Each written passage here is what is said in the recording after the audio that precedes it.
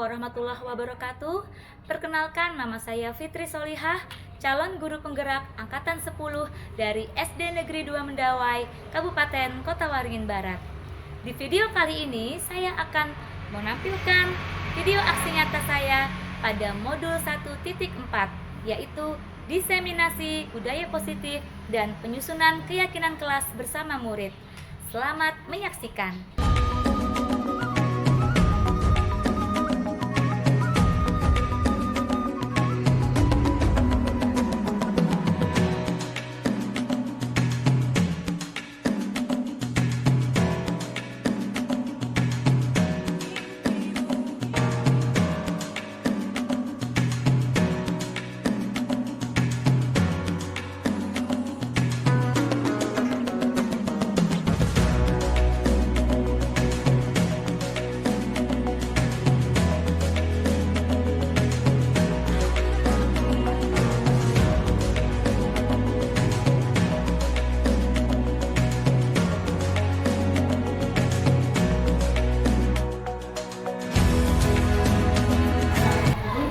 Assalamualaikum warahmatullahi wabarakatuh.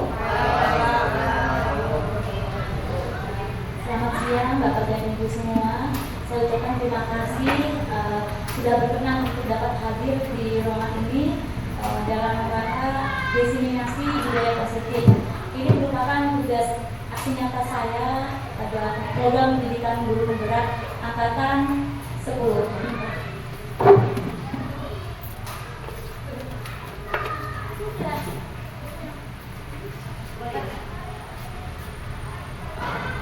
Materi yang akan disampaikan pada hari ini adalah yang pertama tentang disiplin positif dan nilai-nilai kebajikan universal, kemudian teori motivasi, hukuman dan penghargaan restitusi, kemudian keyakinan kelas, kebutuhan dasar manusia dan dunia berkualitas, 5 posisi kontrol dan segitiga restitusi. Bapak dan Ibu sekalian, budaya positif di sekolah merupakan nilai-nilai dan kebiasaan-kebiasaan yang berpihak pada murid, agar mereka dapat berkembang menjadi pribadi yang kritis, penuh hormat, dan bertanggung jawab. Apa makna dari disiplin? Sesuai dengan pernyataan dari Ki Hajar Dewantara bahwa untuk mencapai kemerdekaan atau dalam konteks pendidikan saat ini, untuk menciptakan murid yang merdeka, syarat utamanya adalah harus ada disiplin yang kuat. Disiplin yang dimaksud adalah disiplin diri yang memiliki motivasi internal. Artinya motivasi itu datang dari dalam diri masing-masing peserta didik. Jika kita tidak memiliki motivasi internal, maka kita akan memerlukan pihak lain untuk dapat mendisiplinkan kita. Disiplin positif itu juga dapat diartikan sebagai pendekatan yang digunakan untuk mendidik anak melakukan kontrol diri dan pembentukan kepercayaan diri, di mana dalam penerapannya tanpa ada kekerasan dan tanpa ada ancaman, melainkan komunikasi tentang perilaku secara efektif antara guru dan murid. Di samping itu, murid juga diajarkan untuk dapat memahami konsekuensi dari perilaku mereka dan menumbuhkan rasa tanggung jawab dalam diri mereka masing-masing.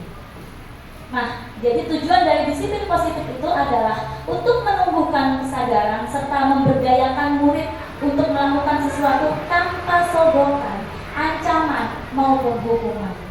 Jadi kesadaran dari diri masing-masing. Perubahan apa ya yang diinginkan? Dari stimulus respon menjadi teori kontrol. Yang pertama, realitas atau kebutuhan kita sama. Nah, tapi pada kenyataannya yang harus kita pahami bahwa realitas atau kebutuhan kita itu berbeda. Jadi setiap manusia itu tidak sama kebutuhannya. Kemudian semua orang melihat hal yang sama, tapi setiap orang memiliki gambaran berbeda. Kita mencoba mengubah agar orang berpandangan sama dengan kita.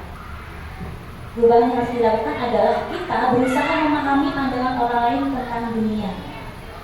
Selanjutnya, perilaku buruk dilihat sebagai suatu kesalahan. Nah, ini yang harus kita ubah adalah semua perilaku itu memiliki tujuan. tujuan. Jadi jangan langsung divonis semua apa yang dilakukan oleh anak kita itu salah. Walaupun itu salah, sebenarnya itu ada tujuan-tujuan tertentu. Mereka mempunyai alasan. Orang lain bisa mengontrol saya. Harusnya hanya kita sendiri yang bisa mengontrol. Hanya diri Anda sendiri yang bisa mengontrol Anda. Kemudian saya bisa mengontrol orang lain. Pada kenyataannya Anda tidak bisa mengontrol orang lain. Nilai-nilai kebajikan universal. Apa itu? Nilai-nilai kebajikan adalah sifat-sifat positif manusia yang merupakan tujuan mulia yang ingin dicapai setiap individu. Nilai-nilai tersebut bersifat universal, lintas bahasa, suku, bangsa, agama maupun latar belakang. Menurut Dr. William Glasser, ya, setiap perilaku atau perbuatan itu memiliki suatu tujuan. Ini sudah diterangkan pada paradigma perubahan tadi ya. Kemudian dengan mengaitkan nilai-nilai kebajikan yang diyakini seseorang, maka motivasi intrinsiknya akan terbangun sehingga menggerakkan motivasi dari dalam dan untuk mencapai tujuan mulia yang diinginkan.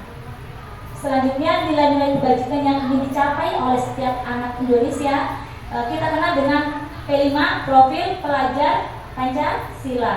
Ya. Apa saja? Beriman, bertakwa kepada Tuhan Yang Maha Esa dan berakhlak mulia, kemudian mandiri, bernalar kritis, berkebinekaan global, gotong royong, dan juga kreatif.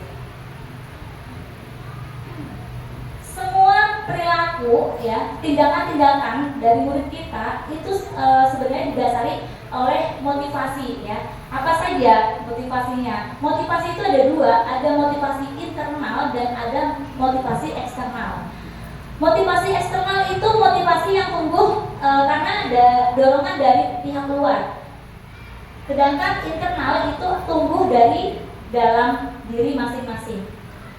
Motivasi eksternal contohnya apa saja? Nah, misalnya untuk menghindari ketidaknyamanan atau dukungan. Contohnya, ya, kalau kita sendiri Bapak Ibu ya, kita kalau pergi pakai naik motor, pasti kita akan menggunakan helm. Kenapa?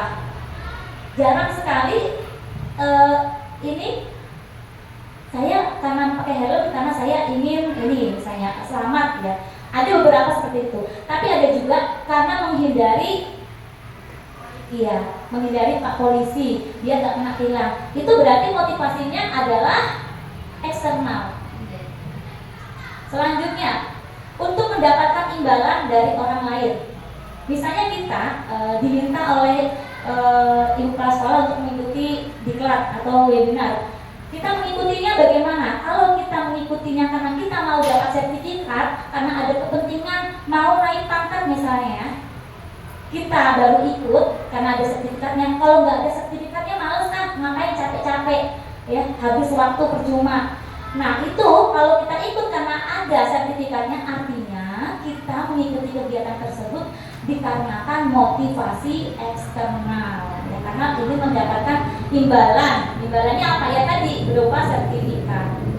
Selanjutnya, untuk menghargai diri sendiri, nah inilah yang dimaksud sebagai motivasi internal. Jadi berasal dari diri masing-masing dan itu adalah merupakan tujuan dari disiplin positif. Nah, dihukum oleh penghargaan, ya, dihukum oleh penghargaan. Kenapa penghargaan itu seperti hukuman? Karena penghargaan itu ya cara-cara mengontrol perilaku seseorang yang menghancurkan potensi untuk pembelajaran yang sesungguhnya. Menurut Hon, secara ideal tindakan belajar itu sendiri adalah penghargaan sesungguhnya.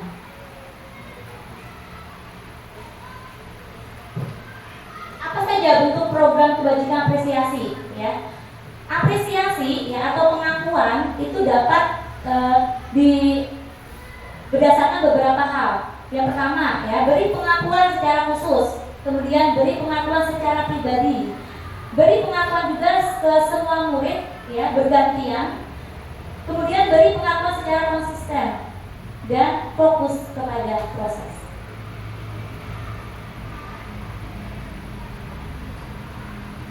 Bapak dan Ibu, ada yang disebut dengan identitas gagal dan identitas sukses. Ya. Identitas gagal itu disebabkan oleh hukuman. Ya. Kalau identitas sukses, nah ini penerapannya kita menggunakan konsekuensi dan restitusi. Ini nanti konsekuensi dan restitusi itu nanti akan menuju ke disiplin positif ya. Kalau pada hukuman itu merupakan sesuatu yang menyakitkan, yang harus terjadi ya. Kalau konsekuensi, sesuatu harus terjadi saja tanpa ada yang tersakiti. Restitusi merupakan sebuah pilihan ya. Kemudian kalau hukuman itu ada perasaan tidak nyaman pada murid ya, dalam waktu jangka panjang, ada rasa tidak nyaman. Sedangkan pada konsekuensi tidak nyaman pada murid pada jangka waktu pendek, artinya pada saat itu saja. Nah, sedangkan pada restitusi ini menguatkan murid dan anak dalam jangka waktu yang panjang. Kalau pada hukuman korban ini maksudnya misalnya ada anak yang berkelahi, nah korban ini akan mendapat keadilan. Sedangkan pada konsekuensi korban itu bisa diabaikan. Nah, kalau di restitusi korban akan mendapatkan ganti. Selanjutnya, pada hukuman murid atau anak akan tersakiti, sedangkan pada konsekuensi murid atau anak dibuat tidak nyaman, dan di restitusi murid atau anak akan mendapat penguatan.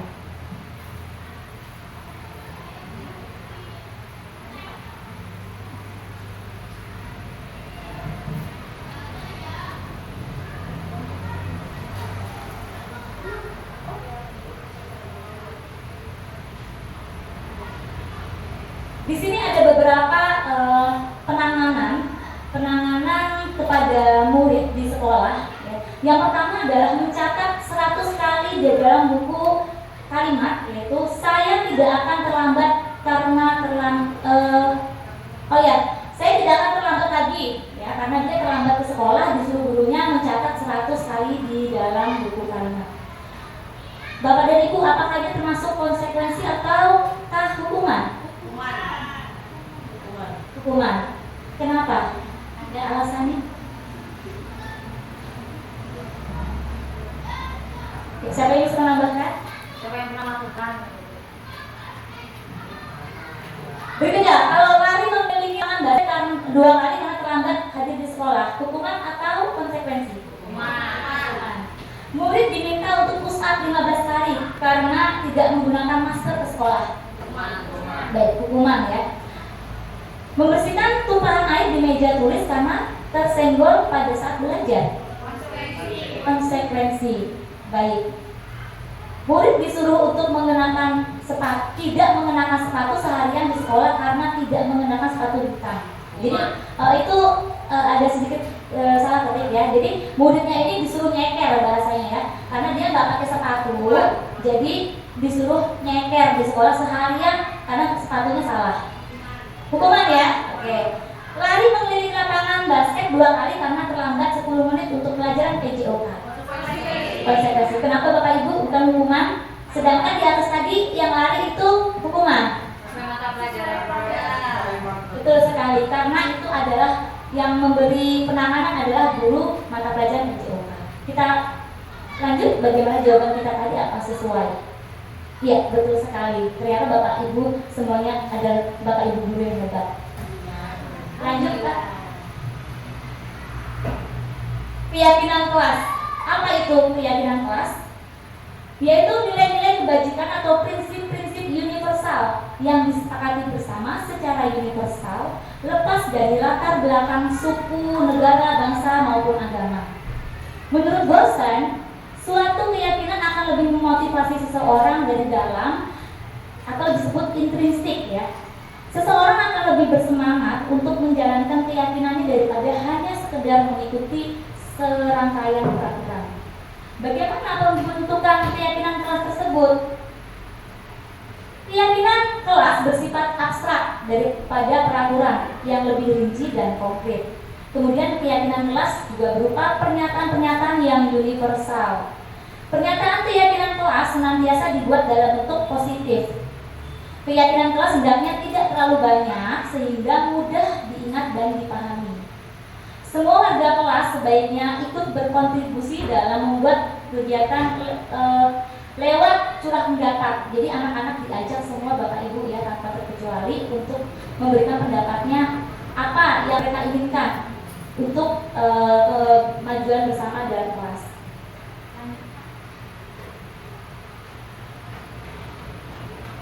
Nah, kebutuhan dasar manusia, Bapak Ibu, apapun yang kita lakukan, tindakan yang kita lakukan ya, itu berdasarkan kebutuhan juga sebenarnya ya. Misalnya gini, ada anak yang mempunyai masalah di kelas, kita harus tahu sebenarnya mereka itu kebutuhannya apa yang harus dipenuhi. Kebutuhan dasar itu ada 4, ada 5 sebenarnya, cuma kalau dalam dunia pendidikan kita hanya disebutkan 4. Cinta kasih atau rasa diterima, kemudian penguasaan, kebebasan, dan kesenangan. Coba teks. Nah, di sini ada kasus ya Bapak Ibu. Kita akan coba melihat dari kasus ini. Dinda, seorang anak kelas 3 SD, begitu tiba di rumah sepulang sekolah, menangis dan mengadu kepada ibunya bahwa dia benci pada Ibu Rani, guru kelasnya. Nah, kebutuhan apa yang berusaha dipenuhi oleh Dinda?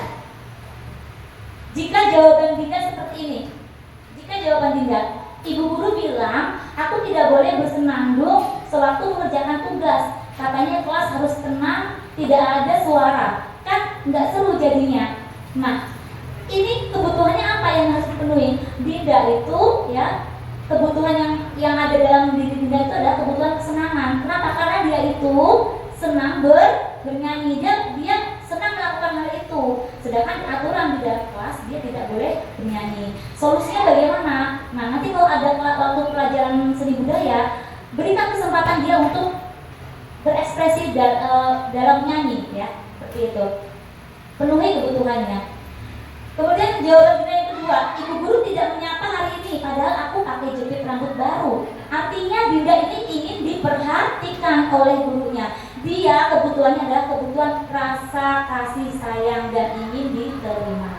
Selanjutnya, aku bosan, masa belajarnya cuma gitu-gitu aja, dengerin ibu guru aja. Nah, dia bosan. Kalau dia bosan, artinya dia butuh kebebasan. Bagaimana solusinya? Bisa kita ajak anak-anak itu sesekali untuk belajar di luar. Nah, belajar di luar boleh. Atau kita ganti nih rancangan pembelajarannya, jangan yang konvensional ya. Kemudian lanjut, aku sebel, gambarku tidak rapi, malah ibu guru nunjukin ke teman-temanku di depan kelas. Nah, ini adalah penguasaan. Bapak dan Ibu, dia tidak mau kalau sampai dia itu sepertinya dipermalukan di depan umum, depan teman-temannya. Bagaimana kita menangani anak-anak kita ketika dia dalam masalah? Sebenarnya ada 5 posisi kontrol ya dari seorang guru terhadap murid-muridnya. Dari 5 ini ya, di posisi yang paling harus dihindari ya Bapak Ibu, itu adalah posisi penghukum, kemudian pembuat merasa bersalah, kemudian posisi kontrol sebagai teman, pemantau, dan manajer. Untuk penghukum dan pembuat merasa bersalah ini kedepannya ini munculnya efeknya negatif Bapak Ibu ya. Nah, kalau yang positif itu ada pada posisi kontrol nomor 3, 4, dan 5. Kenapa demikian? Mari kita lihat. Ada motivasi ini tadi internal dan eksternal ya. Kalau motivasi eksternal itu dari luar, akibat dorongan dari luar, itu berarti jika kita pada posisi penghukum dan membuat orang merasa bersalah ataupun teman, berarti kita sudah memberikan motivasi secara eksternal ya. Jika guru yang memegang posisi kontrol penghukum berbuat seperti ini, menghardik, menunjuk-nunjuk, menyakiti, menyindir ya, belum apa-apa, hei kamu, nah, itu sudah menghardik ya, itu sudah ciri-ciri dari guru yang memegang posisi kontrol menghardik. Kalau membuat masalah, membuat orang merasa bersalah, itu dia tidak menghardik, cuma dia agak melas gurunya ini ya. Misalnya kayak gini, aduh nak, kamu ini kenapa sih? Ya Allah, kamu ini kok gak bisa diam, gak kasihan sama ibu, habis suara ibu. Dan terus terang bapak ibu, saya seperti itu, sering ya. Apalagi kalau sudah banyak ini ya, sudah mendekati siang dan banyak kerjaan, biasanya itulah kata-kata kunci saya. Ya Allah nak tolong jangan ribut ya, ibu malu sama kepala sekolah, kedengaran sampai kantor kelas kita ribut. Nah itu sudah sebagai posisi di membuat orang merasa bersalah, dan itu sebenarnya negatif juga ya, menjadikan identitas gagal. Kenapa? Karena nanti anak itu akan melakukan disiplin itu bukan karena dari dirinya sendiri, tapi karena dia merasa bersalah dan merasa kasihan kepada gurunya. Selanjutnya untuk teman. Nah, ini membuat alasan-alasan untuk muridnya. Misalnya, ayolah, yuk kita kan, kamu demi ibu lah, seperti itu ya. Demi ibu, ayo bisa kan? Kemudian pemantau ya, itu menghitung dan mengukur, sedangkan manajer itu mengajukan pertanyaan-pertanyaan. Dan manajer ini menyelesaikan masalahnya dengan cara memberikan pilihan-pilihan kepada murid yang bermasalah.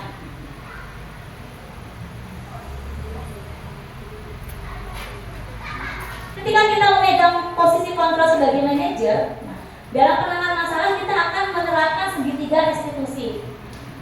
Segitiga restitusi itu adalah proses dialog yang dijalankan guru atau orang tua agar dapat menghasilkan murid yang mandiri dan bertanggung jawab. Tujuan dari ini nanti ya kedepannya membantu murid menjadi lebih memiliki tujuan, disiplin positif, dan memulihkan dirinya sendiri setelah berbuat salah. Apa saja langkah-langkah penerapan segitiga restitusi itu?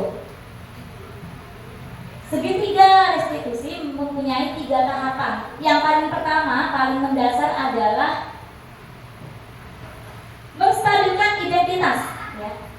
Yaitu setiap orang pasti pernah melakukan kesalahan. Jadi kita ketika anak itu emosi, kita ini dulu, kita netralkan dulu suasana hatinya, ya. Kita stabilkan dulu nih. Kamu bukan satu-satunya yang pernah melakukan hal ini. Misalnya nih, anak ini kan memukul temannya. Ditanyakan dulu, kamu tadi kenapa nak? Saya mukul teman bu, saya marah gini misalnya. Kita bisa menenangkan dulu. Oh iya, kamu kalau ibu juga begitu ya, wajar aja kalau marah. Ibu kalau emosi juga kadang bisa meledak-ledak seperti itu. Nah, kemudian validasi tindakan ya, kebutuhan ataupun tindakan. Di tahapan ini, adakah cara yang lebih efektif untuk mendapatkan apa yang kamu butuhkan? Nah, kita tanya lagi. Apakah tadi itu tindakanmu sudah benar misalnya ya? Kira-kira tadi kalau misalnya kamu melakukan hal-hal yang lebih buruk lagi, apa tidak dampaknya bagaimana seperti itu? Terus kamu tentu punya alasan mengapa melakukan hal itu. Kita tanya Bapak Ibu, dia marah tadi kan kenapa? Itu harus ditanyakan. Jangan langsung kita marahi anak itu, kamu mukul, kamu salah. Nah itu kalau sudah kita berkata seperti itu berarti kita adalah memegang posisi kontrol menghukum ya. Jadi kita tanyakan alasannya seperti apa. Karena tadi semua kegiatan atau tindakan seorang anak itu pasti ada alasannya. Kemudian ketahapan berikutnya adalah menanyakan keyakinan. Nah nilai-nilai apa yang sudah disepakati. Kemudian nantinya kamu ingin menjadi seorang yang seperti apa. Jadi kita tanyakan, kita beri penguatan istilahnya kepada anak. Apa sih nilai-nilai yang sudah kamu langgar tadi, keyakinan apa yang sudah kamu langgar, bagaimana cara kamu untuk memperbaikinya seperti itu. Apa yang harus dilakukan, bagaimana, kalau misalnya kayak terlambat bu, apa yang dilakukan. Kasih pilihan kepada anaknya. Bukan kita yang berikan pilihan, tapi anak itu sendiri. Saya akan ini bu nanti bu, minta tolong orang tua untuk membangunkan lebih cepat, lebih awal. Itu sudah merupakan pilihan dari anak. Dan nantinya anak harus menjalani apa yang sudah menjadi pilihannya. Oke, baik Bapak dan Ibu, mungkin ada yang ingin ditanyakan? Baik, tidak ada. Terima kasih atas perhatiannya. Mungkin ini saja yang bisa saya sampaikan. Mohon maaf atas segala kekurangannya. Dan satu pantun untuk mengakhiri hari ini. Kesepian tanpa kasih. Cukup sekian dan terima kasih. Assalamualaikum warahmatullahi wabarakatuh.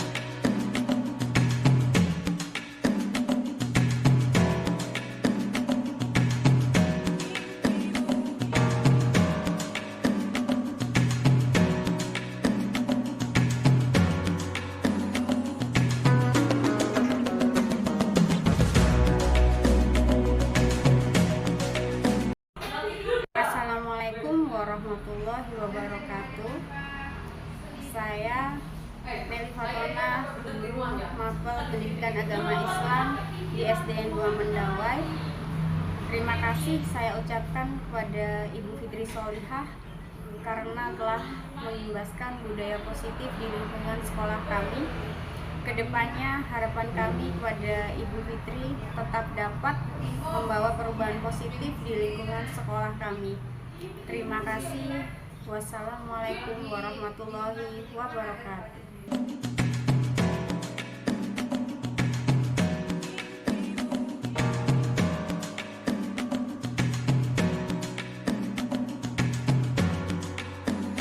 Assalamualaikum warahmatullahi wabarakatuh. Nama saya Ida Fozia, guru kelas 4 SDN Negeri 2 Mendawai. Saya mengucapkan terima kasih kepada Ibu Fitri yang sudah melaksanakan diseminasi budaya positif di sekolah ini. Semoga bermanfaat dan menambah wawasan untuk kami semua.